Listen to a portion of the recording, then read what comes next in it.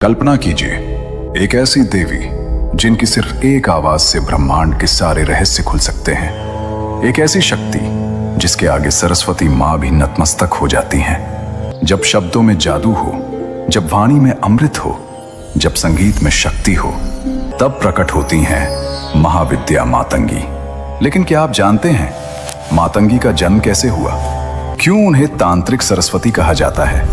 और सबसे बड़ा रहस्य, वो पूजा विधि जो हर नियम को तोड़ देती है। 10 महाविद्याओं में मातंगी का स्थान अनोखा है। वे चांडाल कन्या से देवी बनी। समाज ने जिसे ठुकरा दिया, शिव पार्वती ने उसे महाशक्ति बना दिया। आज मैं आपको बताऊंगा वो कहानी जो शास्त्रों में छुपी है, वो रहस्य जो बहुत कम लोग जानते हैं। तो बने रहिए हमारे साथ, क्योंकि ये यात्रा आपकी सोच बदल देगी। दोस्तों, इस कहानी को समझने से पहले हमें जानना होगा 10 महाविद्याओं के बारे में। जब भगवान शिव और माता पार्वती के बीच एक वाद विवाद हुआ, तब पार्वती माँ ने अपनी 10 शक्तियों को प्रकट किया। ये 10 शक्तियां हैं काली, संहार की देवी; तारा, करुणा की देवी; त्रिपुर सुंदरी, सौंदर्य की देवी; भुवनेश्वरी, ब्रह्मांड की माँ; छिन्नमस्ता, त्याग की देवी; त्रिपुर भैरवी, शक्ति की देवी; धूमावती, वैराग्य की देवी; बगलामुखी, स्तंभन की देवी; मातंगी, वाणी की देवी; कमला, समृद्धि की देवी। इन 10 में मातंगी का स्थान विशेष है। क्यों? क्योंकि वे वाणी, संगीत, कला और ज्ञान की अधिष्ठात्री देवी हैं। मातंगी माँ का स्वरूप अत्यंत मनमोहक और शक्तिशाली है। उनका रंग गहरा हरा है, जैसे घने जंगल की हरियाली। कुछ ग्रंथों में उनका रंग नीला भी बताया गया है, जैसे नीले आकाश की गहराई। उनके 4 हाथ हैं। पहले हाथ में वीणा, जो संगीत और कला का प्रतीक है। दूसरे हाथ में खड्ग, जो ज्ञान की तीक्ष्णता का प्रतीक है। तीसरे हाथ में खोपड़ी, जो अहंकार के नाश का प्रतीक है। चौथे हाथ में पाश, जो बंधन और मोक्ष दोनों का प्रतीक है। उनके कंधे पर एक हरा तोता बैठा रहता है। ये तोता केवल एक पक्षी नहीं, ये वाणी का प्रतीक है, संदेश का वाहक है। मातंगी माँ के गले में वैजयंती माला है। उनका मुकुट चमकता है। उनकी आंखें अर्धनिमीलित हैं, ध्यान में डूबी हुई। वे कमल के सिंहासन पर विराजमान रहती हैं। कभी कभी उन्हें शव के ऊपर बैठा भी दिखाया जाता है। ये तंत्र साधना का प्रतीक है। अब एक सवाल आता है, मातंगी और सरस्वती दोनों वाणी की देवी हैं, तो फिर अंतर क्या है? सरस्वती वैदिक ज्ञान की देवी हैं। वेद, उपनिषद, शास्त्र, ये उनका क्षेत्र है। वे शुद्धता की प्रतीक हैं, सात्विक हैं। उनका रंग सफेद है। मातंगी तांत्रिक ज्ञान की देवी हैं। मंत्र, यंत्र, रहस्यमय विद्याएं, ये उनका क्षेत्र है। वे बंधनों से परे हैं। उनका रंग गहरा है। सरस्वती हंस पर बैठती हैं, जो विवेक का प्रतीक है। मातंगी तोते के साथ रहती हैं, जो वाणी का प्रतीक है। सरस्वती को शुद्ध भोजन चढ़ाया जाता है। मातंगी को उच्छिष्ट भोजन चढ़ाया जाता है, यानी जूठा भोजन। ये अंतर केवल पूजा पद्धति का नहीं, ये दर्शन का अंतर है। सरस्वती नियमों में विश्वास करती हैं, मातंगी नियमों से परे हैं। अब सुनिए मातंगी के जन्म की वो कथा जो बहुत कम लोग जानते हैं। यह घटना है कैलाश पर्वत की। भगवान शिव और माता पार्वती अपने दिव्य निवास में विराजमान थे। एक दिन शिव और पार्वती भोजन कर रहे थे। वो भोजन साधारण नहीं था, वो अमृत तुल्य था। दिव्य फल, दिव्य पेय, दिव्य व्यंजन। शिव और पार्वती आनंद में थे। वे भोजन करते, हंसते, बातें करते। लेकिन उनकी इस लीला को कोई देख रहा था? नहीं, कोई देवता नहीं, कोई ऋषि नहीं। कैलाश के नीचे पृथ्वी पर एक युवती घूम रही थी। वो एक चांडाल परिवार की थी। उस समय समाज में चांडालों को अछूत माना जाता था। लोग उनसे दूर रहते थे। वो कन्या बहुत सुंदर थी। उसका नाम था मतंगी। उसका मन पवित्र था, लेकिन जन्म के कारण समाज उसे नीचा मानता था। मतंगी रोज जंगल में जाती थी। वहां वो अकेले बैठती, प्रकृति से बातें करती, पक्षियों के साथ खेलती। उसका एक साथी था, एक हरा तोता। वो तोता हमेशा उसके कंधे पर बैठा रहता था। एक दिन मतंगी जंगल में बैठी थी। वो आकाश की ओर देख रही थी। तभी उसने कुछ देखा। आकाश से, कैलाश की ओर से कुछ गिर रहा था। चमकती हुई रोशनी, दिव्य प्रकाश के साथ। वो पास आया और मतंगी के सामने गिरा। ये भोजन था, शिव पार्वती का जूठा भोजन, जो उनके हाथों से गिर गया था। मतंगी ने देखा, वो भोजन दिव्य था, उससे प्रकाश निकल रहा था, सुगंध फैल रही थी। मतंगी ने सोचा, ये तो भगवान का प्रसाद है, लेकिन ये जूठा है, क्या मैं इसे खा सकती हूँ? फिर उसने सोचा, समाज तो मुझे पहले से ही अछूत मानता है। भगवान के लिए शुद्ध अशुद्ध क्या? अगर ये प्रसाद है तो मैं खाऊंगी। और उसने वो भोजन खा लिया। जैसे ही मतंगी ने वो भोजन खाया, उसके शरीर में अद्भुत परिवर्तन होने लगे। उसका शरीर चमकने लगा, उसकी आंखों में दिव्य तेज आ गया, उसकी वाणी में मधुरता आ गई। लेकिन सबसे बड़ा परिवर्तन उसकी वाणी में हुआ। जब वो बोलती तो उसकी आवाज में जादू होता, जो भी सुनता मंत्रमुग्ध हो जाता। उसने एक गीत गाया, पूरा जंगल थम गया, पक्षी उड़ना भूल गए, हवा रुक गई, पेड़ झूमने लगे। उसने एक मंत्र बोला, आकाश में बिजली चमक उठी। मतंगी समझ गई, उसमें अब कोई दिव्य शक्ति आ गई है। लेकिन वो नहीं जानती थी, ये तो केवल शुरुआत थी। स्वर्गलोक में देवताओं ने ये सब देखा, उन्हें चिंता हुई। इंद्र बोले, ये चांडाल कन्या इतनी शक्तिशाली हो गई है, अगर ये गलत रास्ते पर चली गई तो खतरा हो सकता है। ब्रह्मा बोले, हमें कुछ करना होगा, ये शक्ति नियंत्रित होनी चाहिए। सभी देवता शिव और पार्वती के पास गए। उन्होंने सारी बात बताई। शिव मुस्कुराए, पार्वती भी मुस्कुराई। पार्वती बोली, घबराओ मत, ये कन्या बुरी नहीं है, इसका मन शुद्ध है, मैं इसे बुलाती हूँ। और पार्वती ने मतंगी को आह्वान किया। मतंगी को अचानक एक आवाज सुनाई दी, आओ बेटी। ये पार्वती माँ की आवाज थी। मेरे पास आओ। मतंगी की आंखों के सामने प्रकाश फैल गया। अगले ही पल वो कैलाश पर थी, शिव पार्वती के सामने। मतंगी डर गई, वो कांपने लगी। उसने सोचा, मैंने उनका जूठा भोजन खा लिया, अब मुझे सजा मिलेगी। लेकिन पार्वती माँ ने उसे गले लगा लिया, प्यार से बोली, बेटी तुम डरो मत, तुमने कोई अपराध नहीं किया, तुमने प्रसाद ग्रहण किया है। शिव बोले, तुम्हारा मन पवित्र है, जन्म से कोई छोटा बड़ा नहीं होता, कर्म से होता है। पार्वती ने अपना हाथ मतंगी के सिर पर रखा, प्यार से बोली, आज से तुम मातंगी कहलाओगी, तुम 10 महाविद्याओं में से एक होगी। तुम्हारा अधिकार होगा वाणी पर, संगीत पर, कला पर, ज्ञान पर। तुम सरस्वती से अलग होगी का, लेकिन तुम सरस्वती से कम नहीं होगी। तुम तांत्रिक ज्ञान की अधिष्ठात्री होगी। जो लोग समाज से ठुकराए गए हैं, तुम उनकी देवी होगी। जो लोग नियमों में नहीं बंधते, तुम उनकी शक्ति होगी। वो एक साधारण कन्या से महाविद्या बन गई। उसके 4 हाथ हो गए। उसके हाथों में वीणा, खड्ग, खोपड़ी और पाश आ गए। उसका वो प्यारा तोता उसके कंधे पर बैठ गया। देवताओं ने आकाश से पुष्पों की वर्षा की। जय माता मातंगी की गूंज कैलाश में फैल गई। इस तरह एक चांडाल कन्या महाविद्या बन गई। अब बात करते हैं मातंगी के उस तोते की, जो हमेशा उनके साथ रहता है।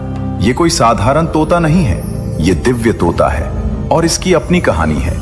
तोता उन पक्षियों में से एक है जो मनुष्य की भाषा बोल सकता है। यही कारण है कि तोते को वाणी का प्रतीक माना जाता है। लेकिन मातंगी का तोता केवल बोलता नहीं, वो ज्ञान का वाहक है, वो संदेश वाहक है। पुराणों में कहा गया है, ये तोता दरअसल एक ऋषि था।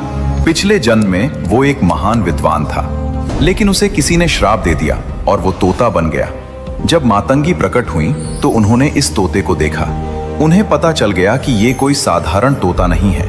मातंगी ने तोते से कहा, तुम मेरे साथ रहो, तुम मेरा संदेश लोगों तक पहुंचाओगे। तोता मातंगी के कंधे पर बैठ गया और तब से वो हमेशा मातंगी के साथ है। दोस्तों, मातंगी माँ की सबसे बड़ी और सबसे खतरनाक शक्ति है वाक सिद्धि। वाक सिद्धि मतलब आपकी वाणी में इतनी शक्ति हो कि जो बोलो वो सच हो जाए। सोचिए, आपने किसी को आशीर्वाद दिया, तुम सफल हो जाओगे, और वह सच में सफल हो गया। या आपने गुस्से में कह दिया, तुम्हारा बुरा होगा, और वह भी सच हो गया। यही है वाक सिद्धि की शक्ति, यही है मातंगी का वरदान। इसलिए मातंगी के साधक बहुत सावधान रहते हैं। वे जानते हैं उनके मुंह से निकला हर शब्द हकीकत बन सकता है। इसलिए वे हमेशा सोच समझकर बोलते हैं, मीठा बोलते हैं, सकारात्मक बोलते हैं। और यही तो मातंगी सिखाती हैं, शब्दों की ताकत को समझो। वाणी सबसे बड़ा हथियार है। इसे सही इस्तेमाल करो तो स्वर्ग बना सकते हो, गलत इस्तेमाल करो तो नरक। दोस्तों, अब सुनिए मातंगी के पराक्रम की वह कहानी जो बहुत कम लोग जानते हैं। बहुत पहले एक भयंकर राक्षस था, कर्नाटक। उसने ब्रह्मा जी से वरदान पाया था, कोई देवता मुझे युद्ध में नहीं हरा सकता। इस वरदान के घमंड में उसने तीनों लोकों में आतंक मचा दिया। लेकिन सबसे खतरनाक बात यह थी, कर्नाटक ने वाणी पर हमला किया। वो जहां जाता लोगों की वाणी छीन लेता।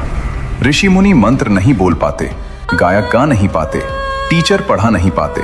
पूरी दुनिया में सन्नाटा छा गया। देवताओं ने घबराकर सभा बुलाई।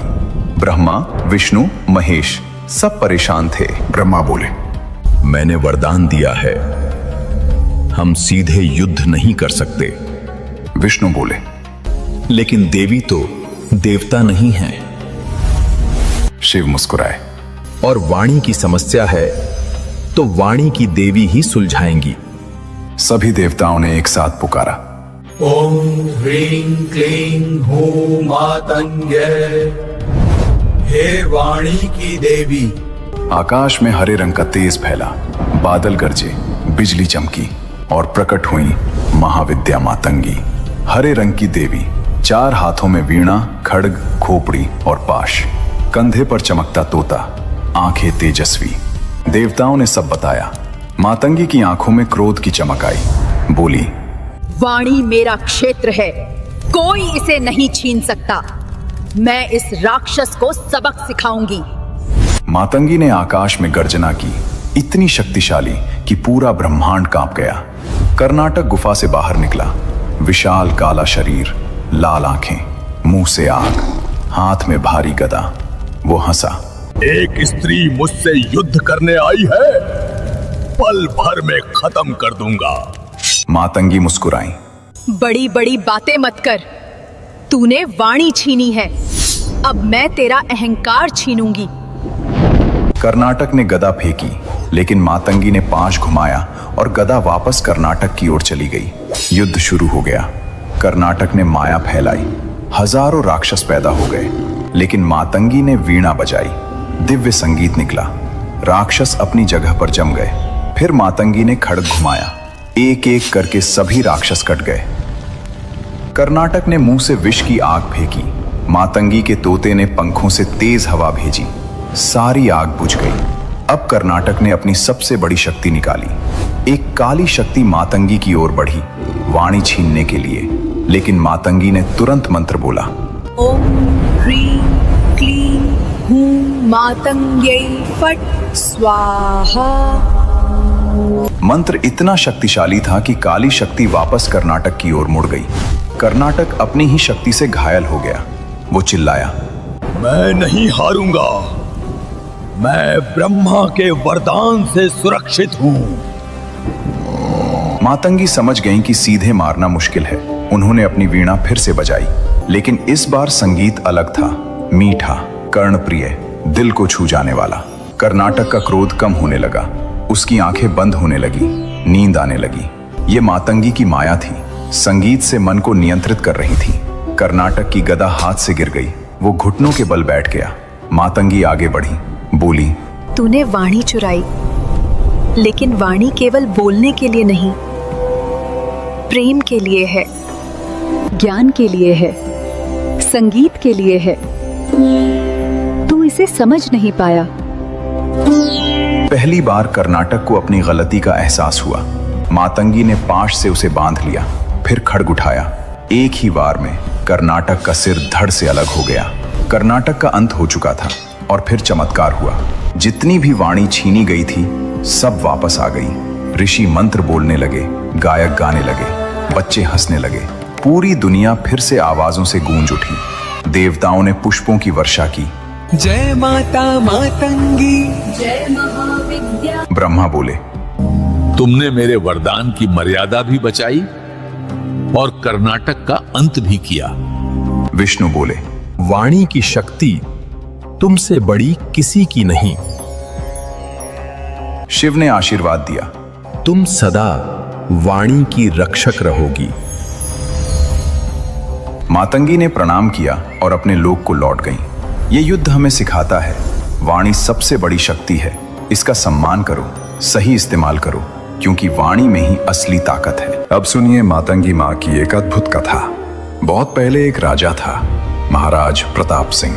विशाल सेना, बेशुमार धन, सुंदर महल, सब कुछ था। लेकिन एक बड़ी समस्या थी, उसकी वाणी में कोई प्रभाव नहीं था। जब वो प्रजा से बोलता तो लोग ध्यान नहीं देते, आदेश देता तो मंत्री टाल देते, युद्ध में सेना को प्रेरित करता तो सैनिकों में जोश नहीं आता।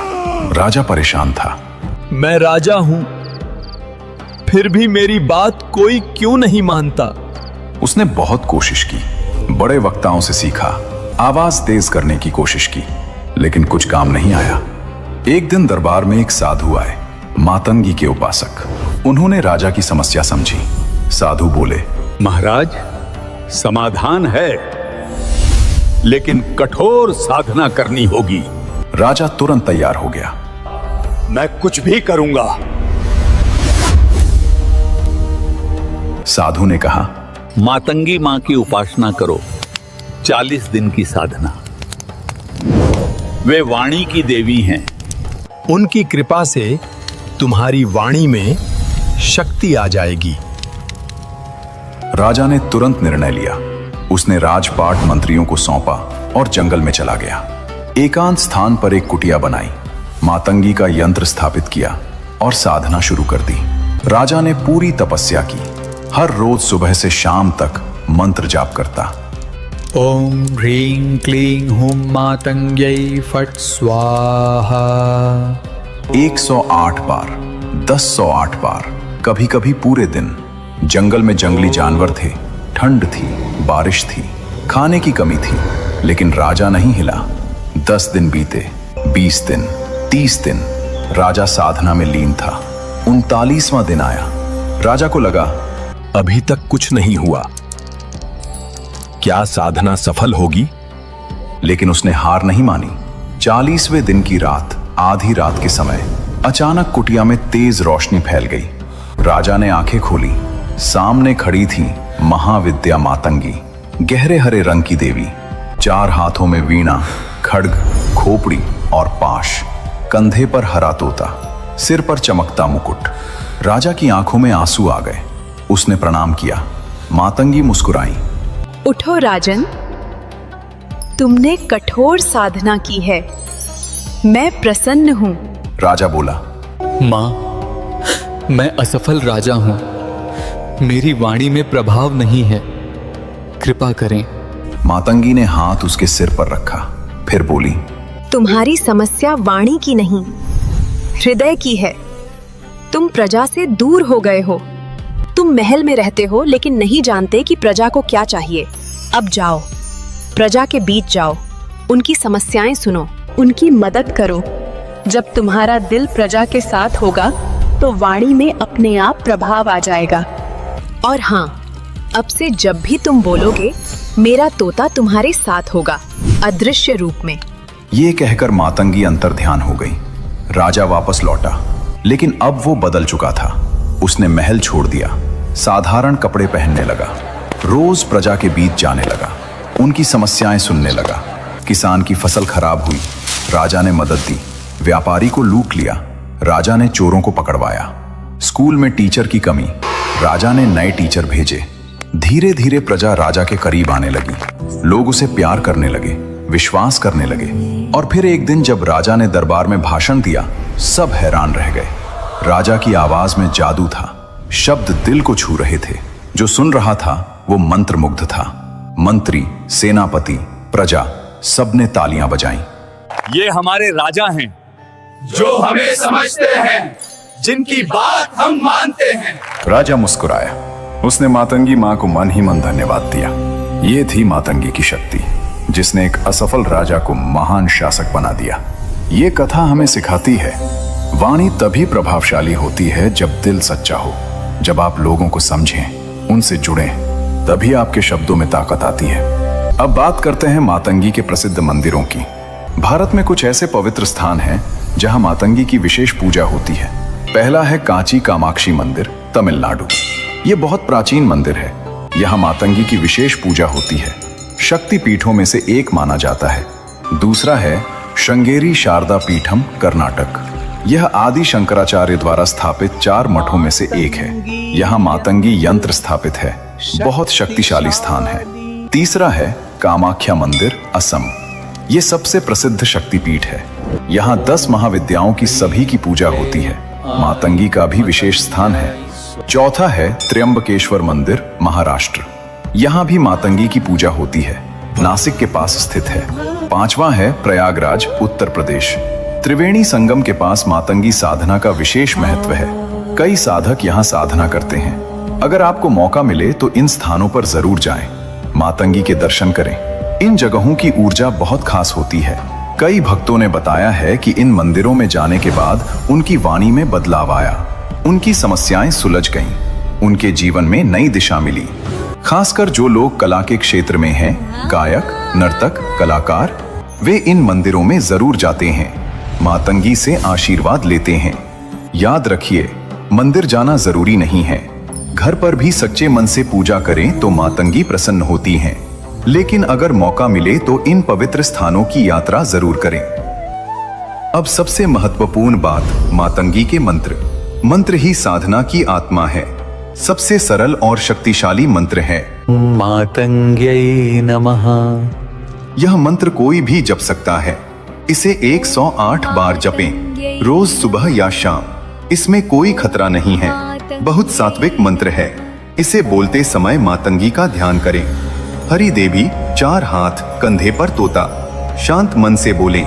दूसरा मंत्र है थोड़ा एडवांस। ओम ह्रीं क्लीं हूं मातंग्यै फट् स्वाहा। यह बीज मंत्र है, बहुत शक्तिशाली है। इसे भी 108 बार जपें, लेकिन इसे जपने से पहले गुरु से दीक्षा लेना अच्छा रहता है। तीसरा मंत्र है गायत्री स्वरूप। ओम मातंगेश्वर्यै विद्महे कामेश्वर्यै धीमहि तन्नो मातंगी प्रचोदयात्। यह मंत्र वाणी शक्ति के लिए विशेष है। जो लोग बोलने, गाने या पढ़ाने का काम करते हैं, उनके लिए यह मंत्र बहुत फायदेमंद है। मंत्र जप करते समय कुछ बातें ध्यान रखें। धीरे धीरे बोलें, स्पष्ट उच्चारण करें, जल्दबाजी ना करें, मन को एकाग्र रखें, भटकने न दें। अगर मन भटक जाए तो धीरे से वापस लाएं। माला का इस्तेमाल करें, हर मनके पर 1 बार मंत्र। इससे गिनती आसान हो जाती है। नियमित जपें, रोज एक ही समय पर। नियमितता बहुत जरूरी है। अगर गहरी साधना कर रहे हैं तो 1008 बार या 10,000 बार जप कर सकते हैं, लेकिन गुरु के मार्गदर्शन में। याद रखिए, मंत्र केवल शब्द नहीं है, मंत्र ध्वनि की शक्ति है। जब आप मंत्र बोलते हैं तो ब्रह्मांड में एक कंपन पैदा होता है। वह कंपन मातंगी तक पहुंचता है और मातंगी आपको आशीर्वाद देती है। तो दोस्तों, ये थी महाविद्या मातंगी की अद्भुत कहानी। एक चांडाल कन्या जो महाविद्या बन गई, एक देवी जो वाणी की शक्ति देती है, एक शक्ति जो हमें समानता का संदेश देती है। मातंगी हमें सिखाती हैं अपनी वाणी का सही इस्तेमाल करो। शब्द बहुत शक्तिशाली होते हैं। कला को महत्व दो, किसी को जन से मत आको। आंतरिक शुद्धता सबसे बड़ी है। अगर आपको ये कहानी अच्छी लगी तो लाइक जरूर करें। कमेंट में बताएं, क्या आप मातंगी की पूजा करते हैं या इस वीडियो से आपको क्या सीख मिली। चैनल को सब्सक्राइब करें और बेल आइकन दबाएं, क्योंकि हम लाते रहेंगे ऐसी ही रहस्यमय और प्रेरक कहानियां। अगले वीडियो में मिलेंगे एक और महाविद्या की कहानी के साथ। तब तक के लिए जय माता मातंगी।